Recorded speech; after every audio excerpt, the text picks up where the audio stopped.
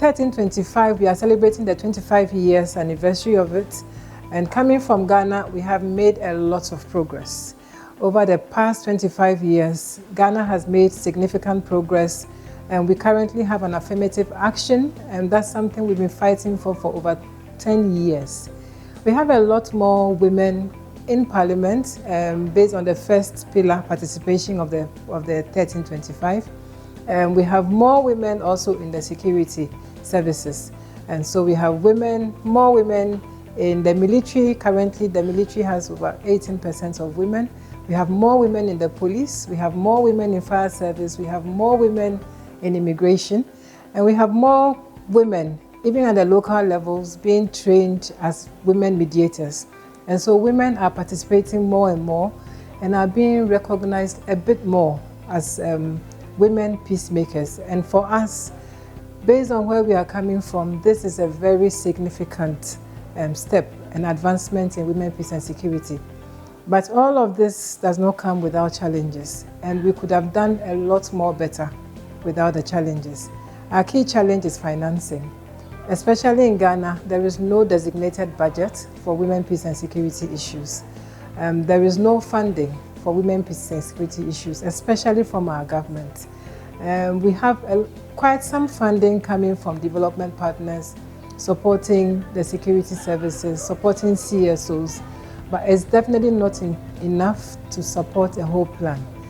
Ghana has the second generation of the National Action Plan on 1325. The first plan was forgotten. The second plan, we are doing quite well in implementing it.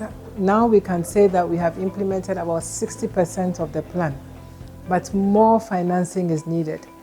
A proper budgetary allocation, especially by the government, is so crucial to ensure that we establish the 1325 agenda. And we are even learning from this workshop that 1325 is not just about peace and security. It's not only about conflicts. We are talking about the leadership of women, the dignity of women, the safety of women. We are talking about gender-based violence, sexual harassment. It's so expansive. And so if governments and all of us can look at it as not just peace and security or conflict, I think a lot more funding can go into it. Looking at the future, definitely funding is so crucial, and also intergenerational discourse between the older generation and the younger generation. It's important that as we grow, we groom young women to take up the fight, to take up the advocacy for women, peace and security. But funding is core.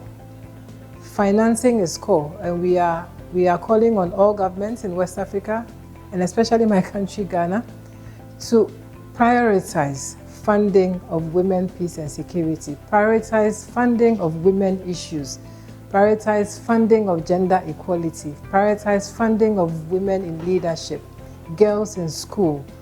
Let's prioritize these things so that we can improve and accelerate the development of the young woman and of women in our society. Thank you.